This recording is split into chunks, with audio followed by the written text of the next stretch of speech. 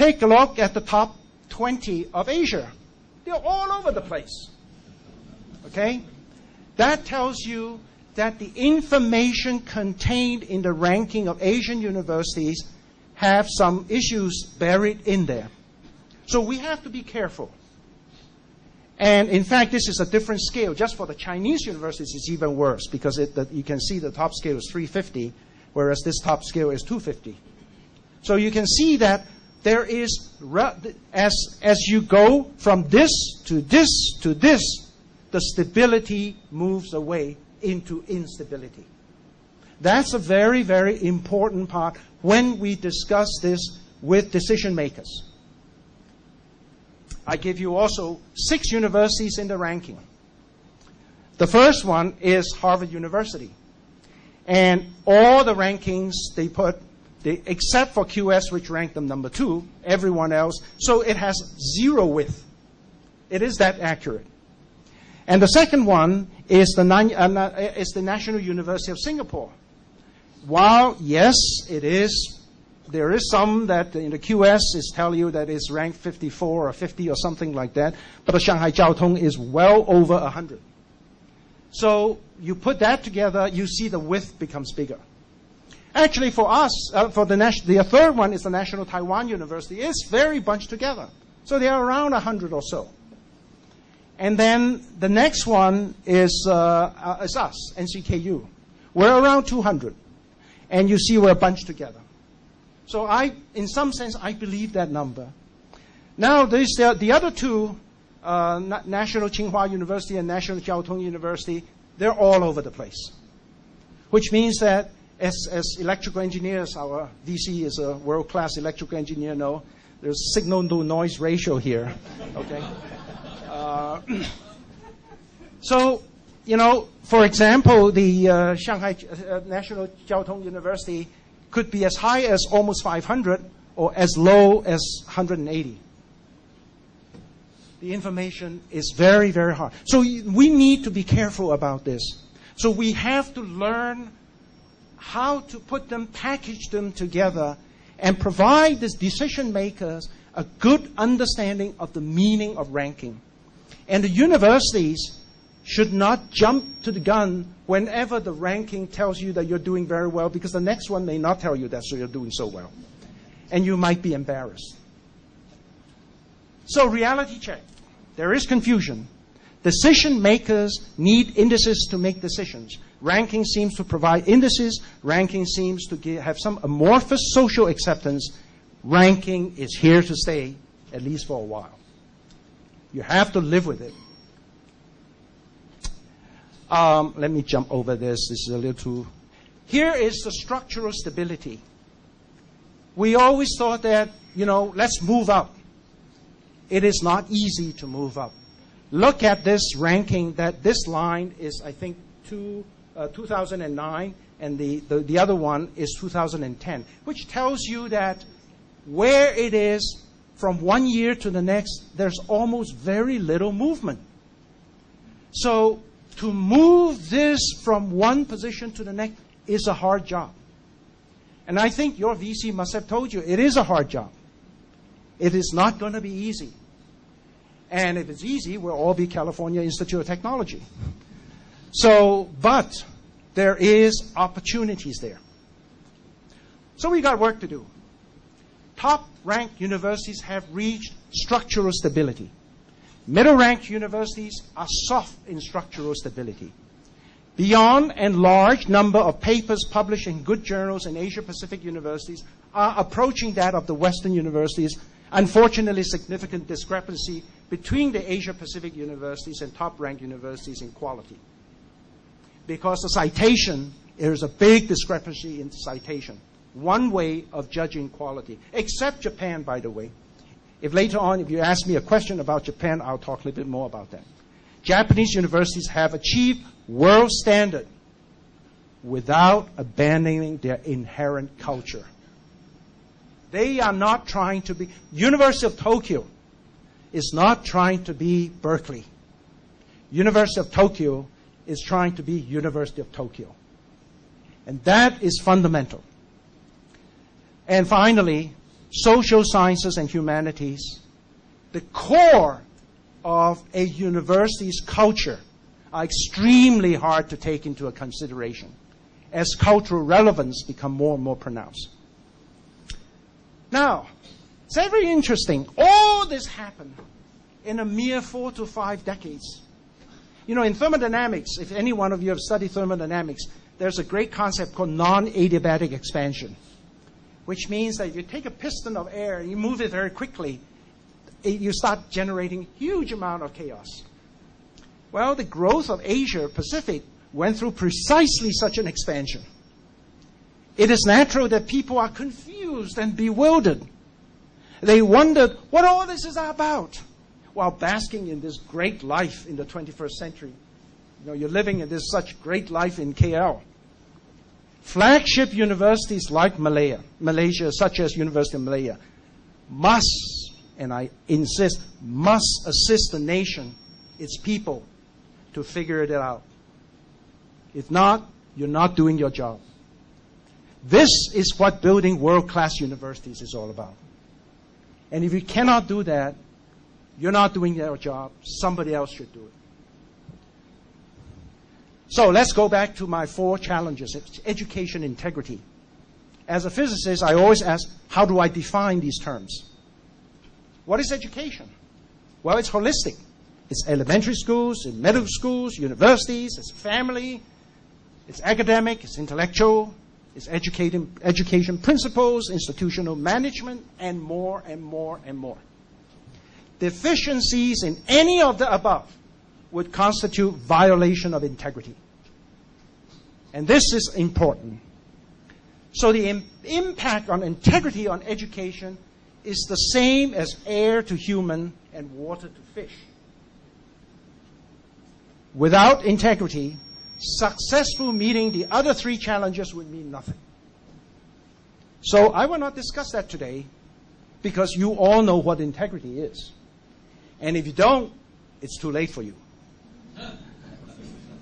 So please allow me to leverage 3 pieces of history I learned in the past 3.5 years to illustrate the 3 challenges I mentioned. I must say in the last 3.5 years, I climbed probably the steepest learning curve in my life. You know, prior to coming to Taiwan, since 1980, I've been to Asia, Malaysia, Singapore, Hong Kong, Taiwan, China, at least 150 times in about 30 years. But as we Chinese would say, every time I come, I would 吃喝玩乐, I eat, drink, play, and have fun. That, unfortunately, does not give me the inside scoop of how Asian operates. What is the Asian culture? And I find that's what I learned in the last 3.5 years, and I'd like to share that with you. Now, of course, what I learned is based on my experience in Taiwan. But I think some of the things I learned, the concept at least, is generic. That generic, I hope, would help you to think through some of these issues as you go on. Academic agility. This is a very interesting issue. Now, let me give you a history, the story here. I'm telling you a very interesting story. In 1997, I attended the National Academy of Engineering conference in Washington, D.C. And the keynote speaker at that time was Phil Condit, who was the CEO of Boeing. And the very first statement he said during that day, by the way, there were at least about 1,500 to 2,000 people attending this talk. And he said, Bill Boeing, Mr. Boeing, not the company, Mr. Boeing, hired in 1916 Zhu Wang as the company's first aeronautical engineer, blah, blah, blah, blah. I was quite fascinated by that statement, but he was immediately surrounded by lots and lots of people probably wanting money from him. So I never got the chance to really follow that up. So in 1997, it began to fade into my psyche. Now, there's an old Chinese saying called 打破铁鞋无觅处，得来全不费功夫, which means that you can wear your iron shoes and all over the world until the shoe's broken and you cannot find it, and yet suddenly you found it without any effort. Well, that happened to me. Because when I arrived at National Cheng Kung University, the Department of Mechanical Engineer chair said, "Would you like to see our history gallery?" I said, "Sure." So some young lady was taking me this beautiful gallery, and so this is so-and-so. I've never heard of the guy, so in 1 year and out 1 year. This is so-and-so, never heard of him. This is the first engineer from Boeing. And she was going to go on. And suddenly at that moment, I connected with my 1997 experience. I said, hold on. Don't go so fast. Let me know a little bit more about this. And she knew nothing about it. She said, that's all I know. So I spent the last year, and after that I spent a year working with many, many different faculties. And I found this man of enormous interest. He was born in 1893 in Peking. In 1909, 2 years before the downfall of the Qing dynasty, the last dynasty of China, he was sent to the United Kingdom. And in 1915, he graduated from Durham University with mechanical engineering. Some of you probably came from Durham University. And the same year, he had MIT's aeronautical engineering. Then in 1916, he graduated at MIT. By the way, it's very interesting. When he graduated, MIT only had master's degree at that time. There were 7 graduates in MIT at that time in aeronautical engineering. 5 were Chinese. Same year, hired by Mr. Bill Boeing to be his company's first chief engineer. In 17, he returned to China and built a very robust Chinese aeronautical program.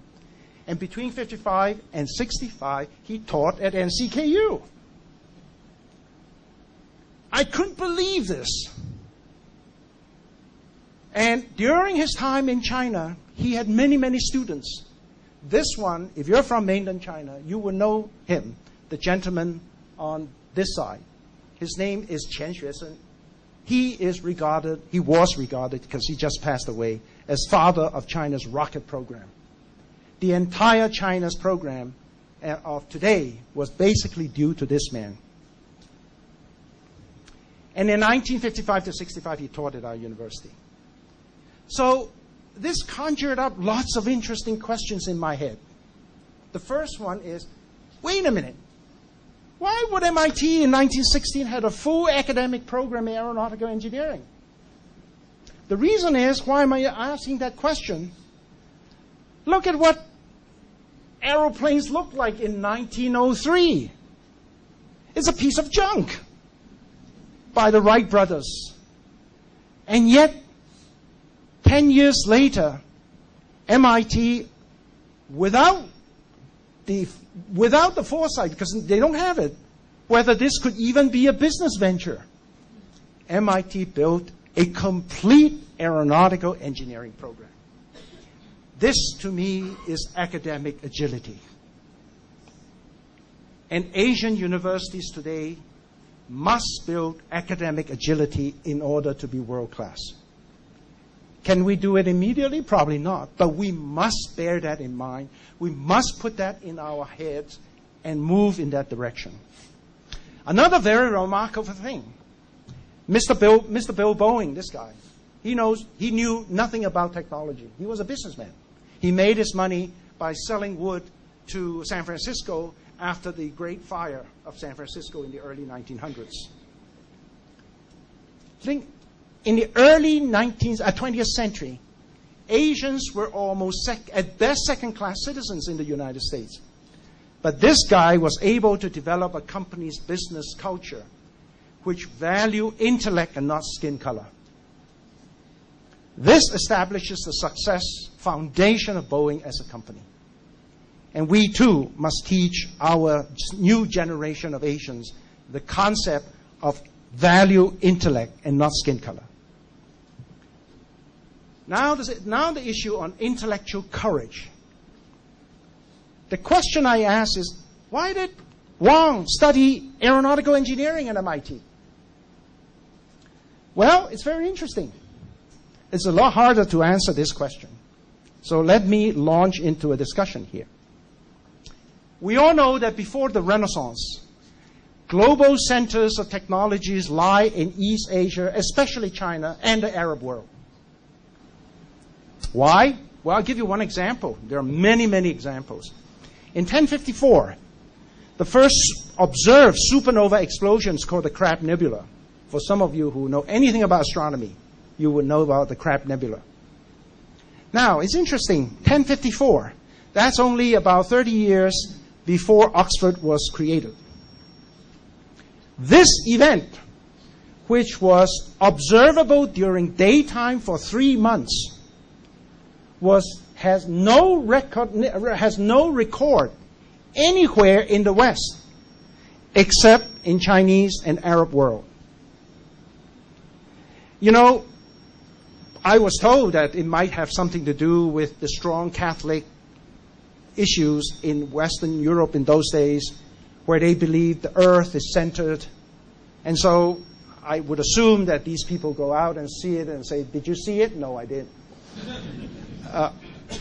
So there was no record of it. Zero. But the Chinese or the Arabs were able to record it. Now, when you record this, what have you done? You have done the first thing you learn in scientific methodology. Observe and record what you observe accurately. You know all the scientific integrity issues that has occurred recently in many, many people. When they violate integrity, they invent data and so on. That's when they violate scientific methodology. But by the time the Renaissance came along, you notice there were all these fantastic people just came up. Francis Bacon, René Descartes, Nicholas Copernicus, Da Vinci, Martin Luther, and so on and so forth. So by the 19th century, Europe became the global center of the intellectual excellence. And you can see that the 19th century, early 18th, 19th century, all these great mathematicians, Legendre, Cauchy, Dirichlet, Louisville, Weierstrass, Stokes, you name it, they all came out of that era. And the list goes on. Lie as in Lie algebras, and so on. However, it is my personal opinion that the greatest scientific discovery of the 19th century is the work of James Clerk Maxwell, whose development of the Maxwell equations, which the VC probably can recite it with his eyes closed, to explain in totality the elusive phenomena of electromagnetic radiation. That stunned the world. Maxwell equations give a complete understanding of the electromagnetic radiation. But it is not just Maxwell. There are other people, such as music and art and so on. My mother, who is a musician, always taught me the importance. She loved Chopin's music. And if you look at these two guys, they live almost in the same time. And that's why I put these two together. Maxwell equations with the Chopin Nocturne. And I always tell students, you have to understand that both of these are the intellectual achievement of the highest order of human that can do. And that's why they should stand side by side of one another. However, in 1 year between 1643 and 1644, the Almighty, whoever Almighty is, played a big joke on China. What joke was that? Well, the great Qing dynasty, you all know, is between 1644 to 1911. 1644 is the first year of the reign of the Emperor Shunzi. 1643, the Almighty gave the Western world Newton. So, a year later, they gave us this emperor in Qing dynasty. A year before, they gave him Newton. That's unfair. Outstanding 19th century European universities propelled profound intellectual and technological developments and gave the young people in Europe then a platform for them to build what? Build inherent self-confidence. And therefore, it's a very long-winded way of saying this, It is natural.